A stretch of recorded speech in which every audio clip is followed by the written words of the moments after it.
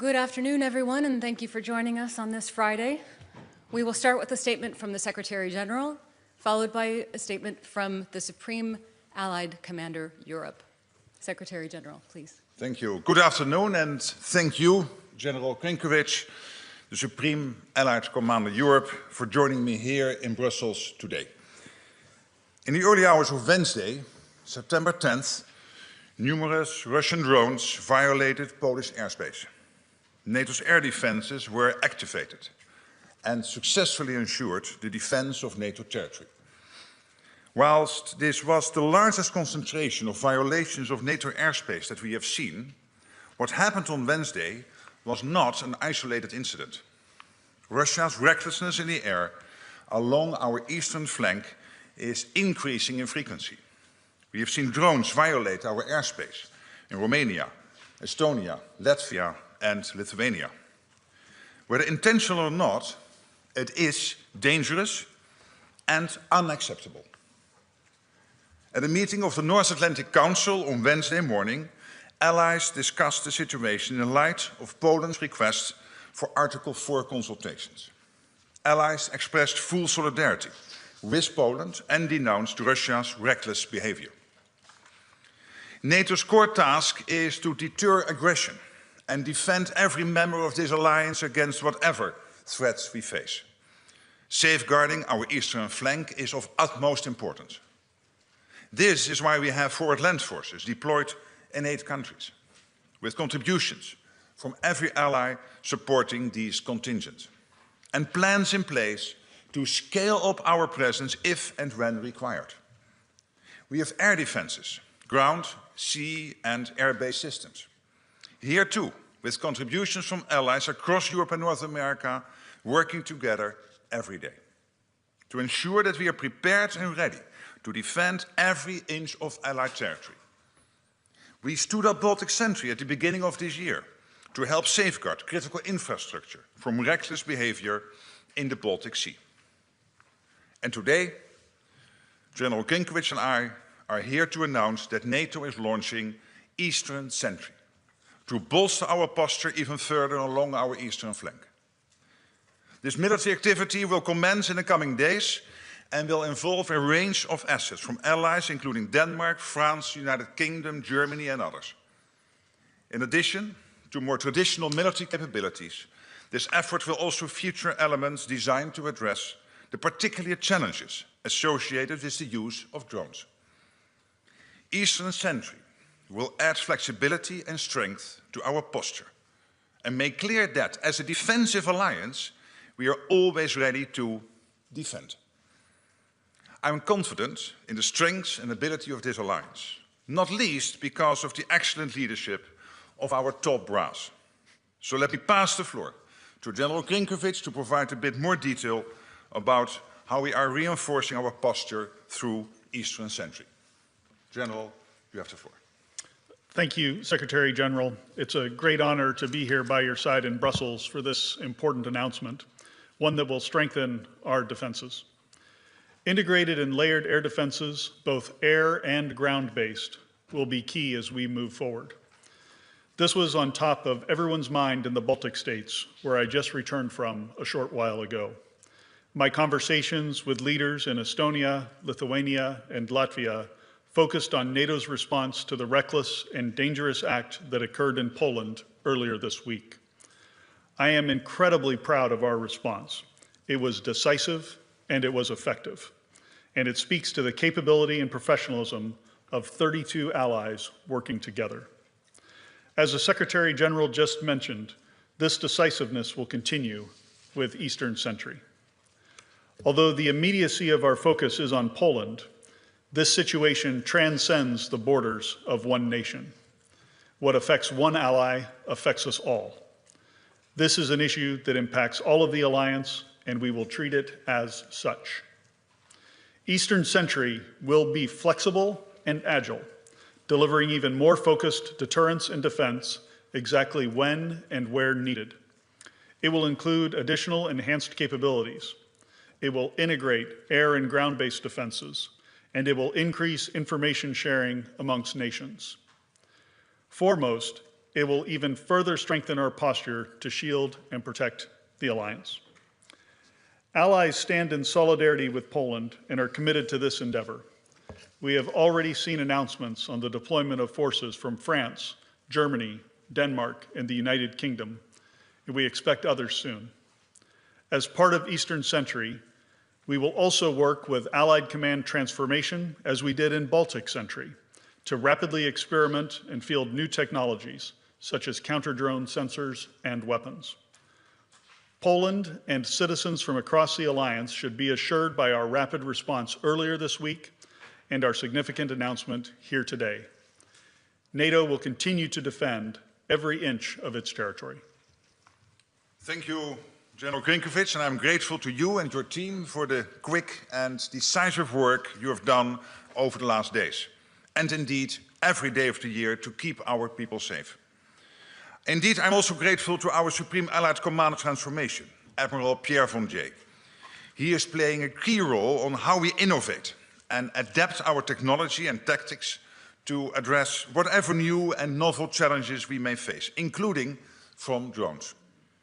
NATO is a defensive alliance, and it is our job to ensure that we are doing all that is necessary to deter and defend. The reckless behavior we have seen from Russia is deeply dangerous. Our assessment of the incidents on Wednesday is ongoing, and whether or not Russia's actions were deliberate, Russia's violated NATO airspace. Therefore, we must, as NATO, make clear our resolve and our ability to defend our territory. And that is exactly what Eastern Sentry is designed to do. It will bolster our posture, add flexibility to our approach, and ensure the safety and security of our eastern flank. Thank you so much. All right, we have time for several questions. We'll start in the center, second row, Associated Press. Yes, Lorne Cook from Associated Press, a question for both of you. There risks being, you're sending more resources to the eastern flank, and there risks being competition now between what Ukraine needs and what the allies are requiring themselves.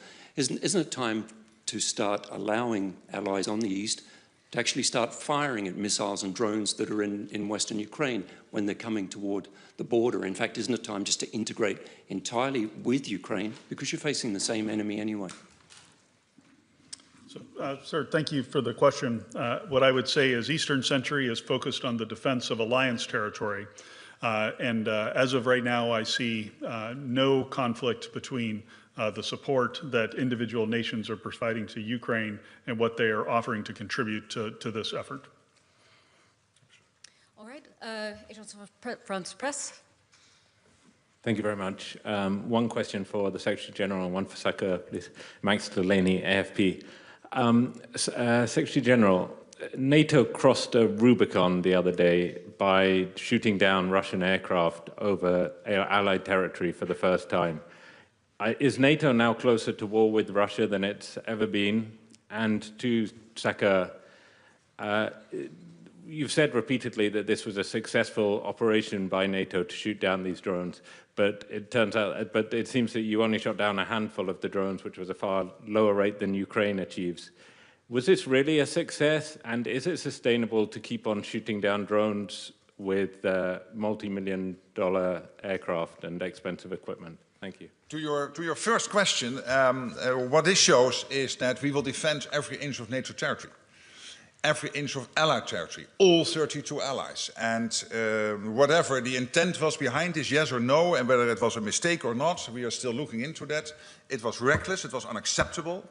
These are Russian drones, and it is extremely serious what happened last Wednesday. So obviously, we would not be sitting here like this if then NATO would not immediately come into action and defend every inch of territory, this Allied territory. That's exactly what we have done. And in the end, it's up to Russia how far they will take this. We will defend ourselves. We are a defensive alliance, not an offensive alliance. We will defend this beautiful 32 alliance established in 1949, and we'll make sure that our 1 billion people stay safe and stay free.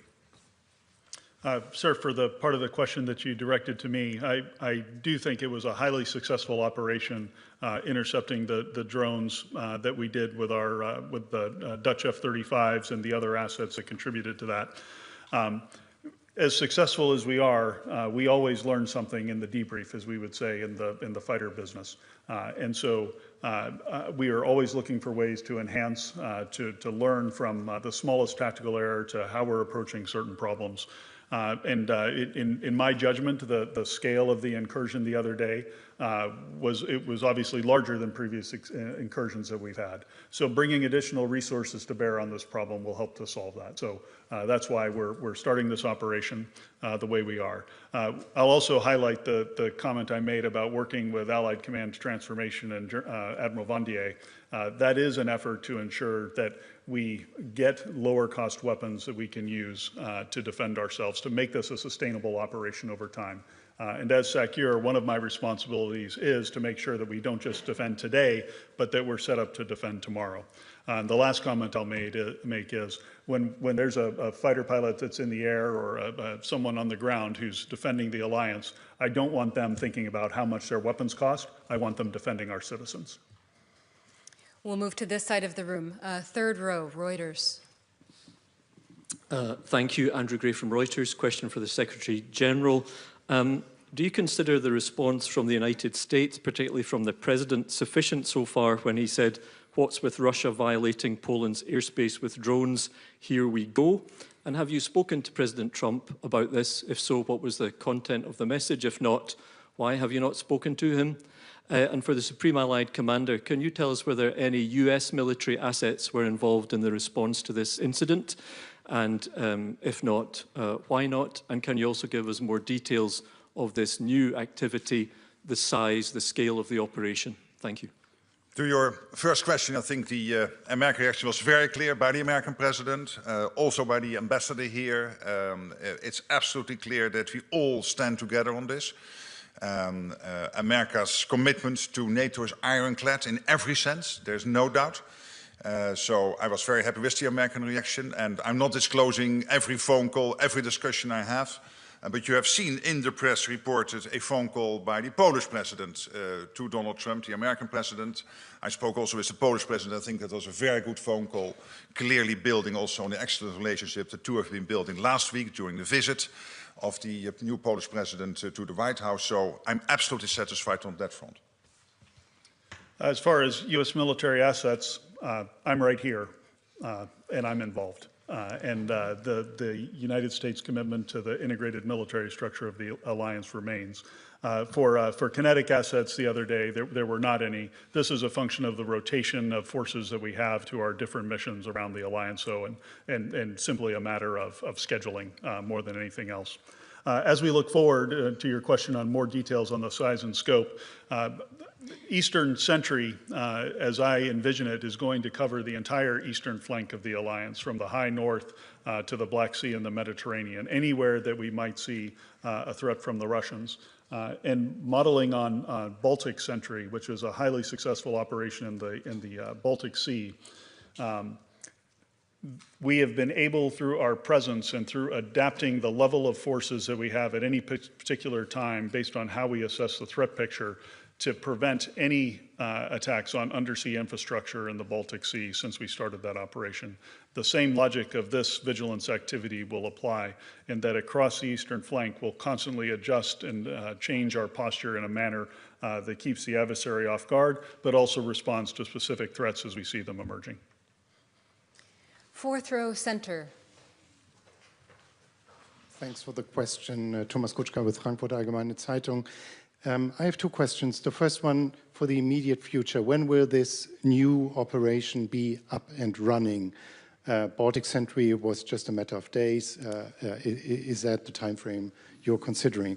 And then in the longer term picture, the President of the European Commission this week suggested or proposed a drone wall as an answer to the new threat, to be possibly financed from the common EU budget. I'm just wondering what your thoughts are about this idea. It's something that comes from the Baltic states. Is that the right way to go to better protect the eastern flank? And I leave it up to you who wants to So I take reply. the second question and Grynkewich, you do the Okay, first. sir. Yeah. Yeah, so a couple of comments. I have issued the order tonight for Eastern Sentry to begin. The order went out as this press conference began, and so operations are being brought together immediately underneath my authorities as SACEUR. Now, it will take some time for us to bring everything together with the new contributions that have been coming in, and we'll continue to work on this and refine the design of the operation moving forward, but it begins immediately. I'll just make one comment on the drone wall, Secretary General.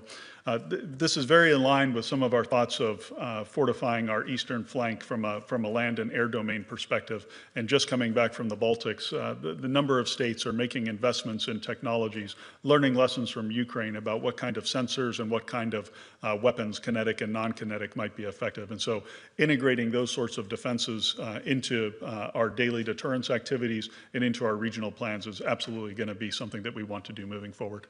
Exactly. Now, and then to your question about Ursula von der Leyen, the President of the European Commission, I think she had an excellent State of the Union. There was a lot of defense in there and a lot of, how also the EU can help here and contribute to the overall effort.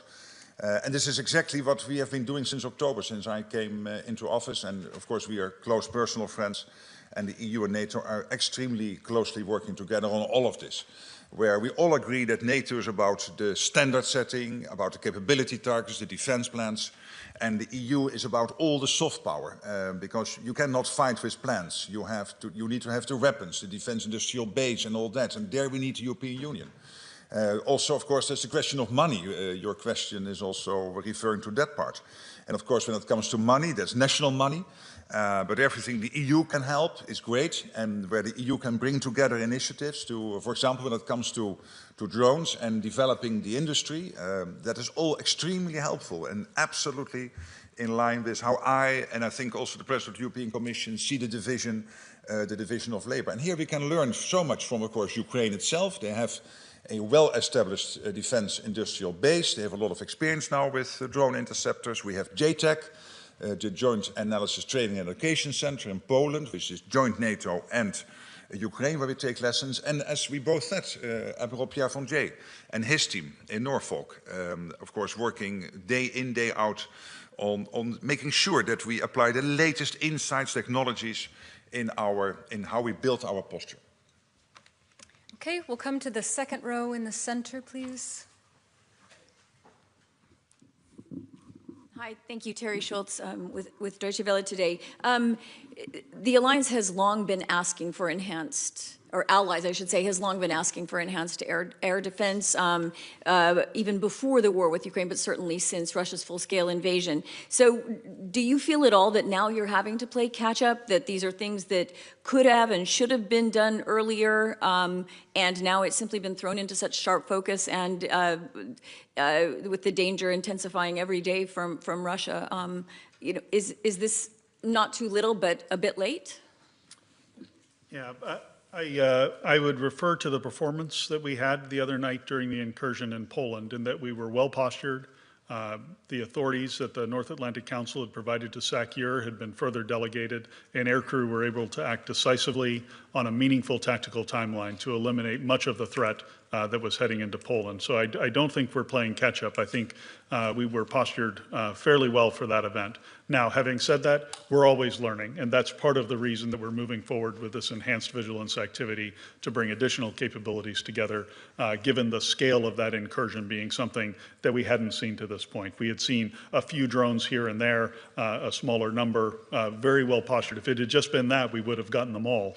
But clearly, with the number that came across the border, it's time to take a fresh look at this, and we're always learning. NATO is a learning organization. Allied Command Operations is a learning command, and we're going to do everything we can as we learn those lessons to incorporate them rapidly and ensure we're defending every inch of the alliance. All right, now we will go to Bloomberg here in the second row. Thank you very much. Jen, I have a question for you first. Yes. Presumably, you have more information now about the question of intent than you had 2 days ago. So even though I understand, like, you're still assessing, what more do you know today than you knew 2 days ago? And also, more of a philosophical question perhaps on intent. How do you exactly define intent? Do you mean the intent for these drones to have been in Polish airspace in the first place, or once they are in Polish airspace, what they were intending to do there? And Sakir, I also have a question for you. I struggle to understand what exactly is new in this new Sentry program beyond assets that have already been announced and that are now being integrated. So if you could tell us exactly what the new assets are going to be. Thank you so much. Well, on your first question, obviously by day we get more insights. I won't share them with you, but I think that at the moment when we would have a full conclusion and we could share it with others, we could do so. And even that I'm not sure of, because that all depends, of course, on what we find. The only thing I can tell you, because I think whatever I tell you has to be the truth. And the truth is that at this moment we are still assessing. And at the same time, I think the question is relevant. What's behind this?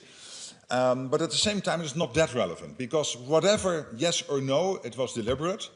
It was anyway reckless. It was a bunch of Russian drones, even if they were not intent to go into Poland, if that would be the outcome of this. Or even, and of course, if it was the intent, that's even more serious. But in both cases, it is reckless, it is unacceptable.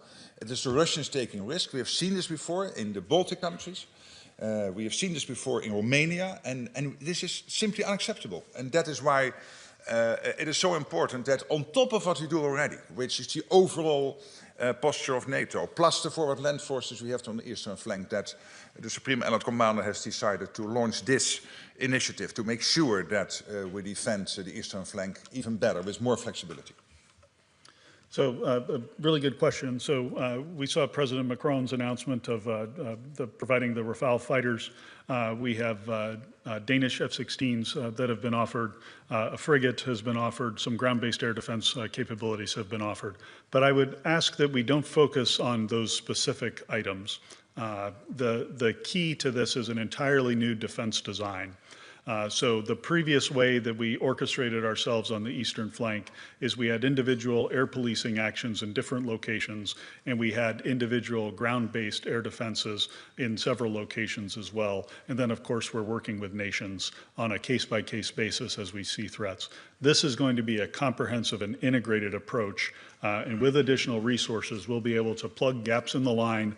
We'll be able to concentrate forces where we need to defend at a moment of a particular threat, and we'll have much better communication across the entire eastern flank so that it's truly an integrated approach to this defense.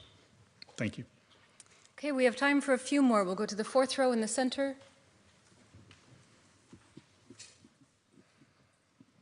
It's Gül from NTV Turkey. Just a little follow-up to my colleagues from Bloomberg question with regard the intent. We don't know yet the intent, but there were some, no divisions, but different approach from member states with regard to support we have to give to Ukraine or to defend ourselves. So do you think that this Russian aggression unite against, again, the member state, that we should give the necessary helps to Ukraine and that we should defend ourselves? And my question to Sakir is that if Russia aggression increases, do you need to come back again to North Atlantic Council to have a mandate, or is the operation given now gives you enough room so that if the aggressions increase, you can increase your ways and means? Thank you.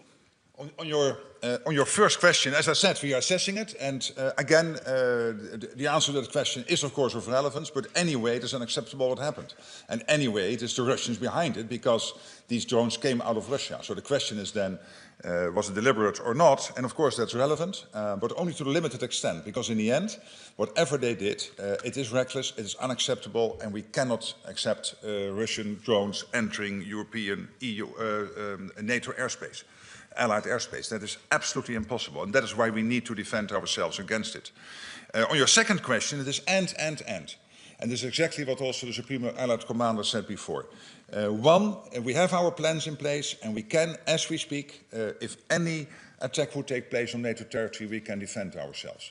And then, of course, we have the coalition of the willing, working on if there will be a peace deal in Ukraine. Let's pray it will be there as soon as possible. that we are able collectively to put in place the necessary security guarantees for Ukraine. We can do that. And what General Grynkewich today announced, we can also do, without spreading our resources too thinly. No, thank you. And I'll just add to what the Secretary General said. As Supreme Allied Commander Europe, I'm incredibly grateful for the NAC, for the authorities that have been delegated under the defense and deterrence family of plans that we have, including here during our peacetime period. And what this allows me to do on behalf of the alliance is to rapidly respond to these events. I'm very careful to execute those authorities with discretion and judgment, again, but very thankful to the NAC for allowing us to do this, allowing me to have the authority. Again, it enables a rapid response. I think that's important in this day and age when things move so very quickly, and we'll continue to move quickly to respond to this. Okay, we'll go to the third row, the men with the tie. Yes. Thanks for taking the question, Richard Huso, Finnish Broadcasting Company. This is for both the Secretary General and the Supreme Commander, if I may. The threat of airspace violations and drone attacks is obviously a shared concern for all allies, but would you say that countries with a longer border to Russia are more exposed in this regard, and could they expect some specific or enhanced help from NATO to tackle this situation? Thank you. Yeah, but of course the problem is this is about the eastern flank, because here is a direct threat to the eastern flank from, for example, drones or whatever could threaten our allies on the eastern flank. But more generally speaking, you know, I don't like that whole eastern flank thinking because it gives the impression that if I live in Madrid or in London, I'm safer than when I live in Tallinn, and that is not true. Because these latest Russian missiles, when they will be launched, they come down with 5 times the speed of sound, and they will take 5 or 10 minutes longer to reach Madrid or London than they take to reach Tallinn or Vilnius.